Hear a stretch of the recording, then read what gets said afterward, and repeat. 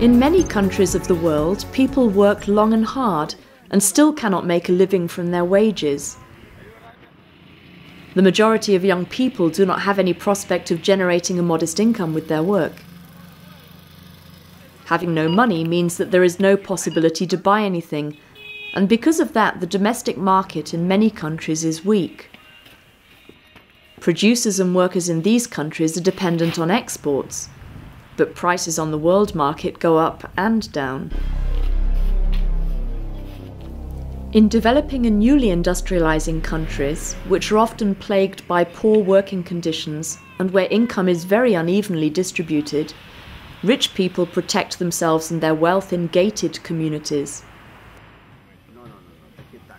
The few middle-class people there protect their modest wealth with bars across their windows, while the majority live in simple wooden mud or corrugated iron huts without electricity, clean drinking water or sanitation.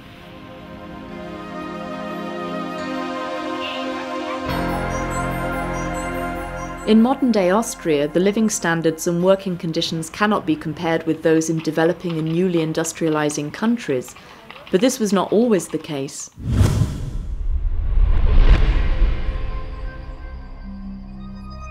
If we went back just a few generations, we would also find bad housing conditions, child labour, hunger and disease in Austria, similar conditions to those in many developing countries today. Then, at the end of the 19th century, unions began to emerge in Europe, leading the battle against poverty, hunger and exploitation.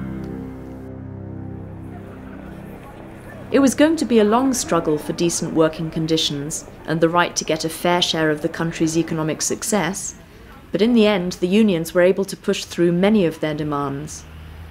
So wie Österreich sich heute in der Weltgemeinschaft präsentiert, wie es den Menschen in diesem Lande geht, sieht man ja ganz deutlich den Unterschied von 18. und 19. Jahrhundert, Entstehungsgeschichte der Gewerkschaften weg bis heute, und der ist untrennbar mit dem Erfolg der Gewerkschaften verbunden. Gäbe es keine Gewerkschaften, würden wir sicherlich heute nicht so dastehen.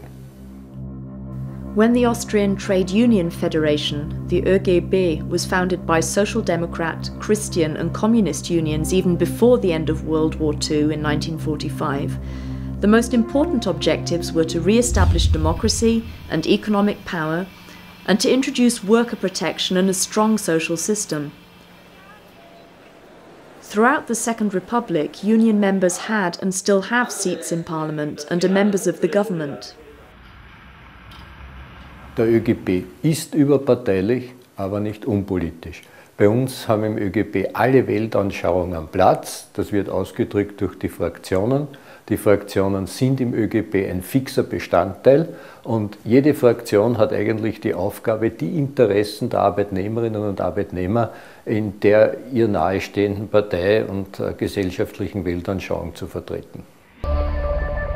Today Austria is one of the richest countries in the world. Both the domestic market and the export economy are doing well. Its citizens are protected from risks by a good social security net.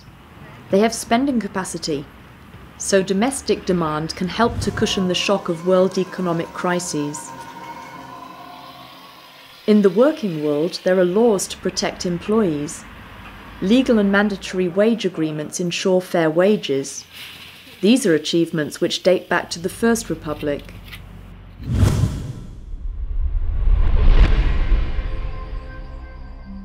In 1919, Austria had its first democratically elected government, and as first Under-Secretary of State for Social Welfare, Union member Ferdinand Hanusch introduced exemplary social legislation.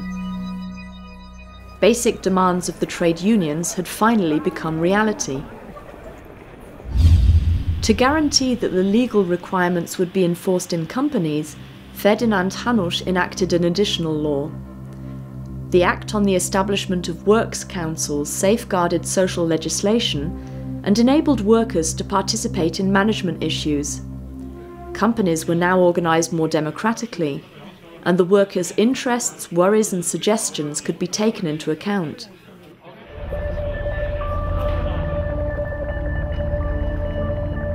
Globalization has not yet got rid of worker participation,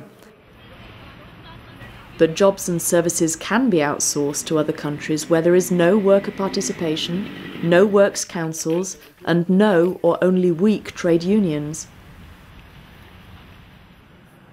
In this way, companies can avoid wage agreements and refuse to provide fair wages and decent working conditions.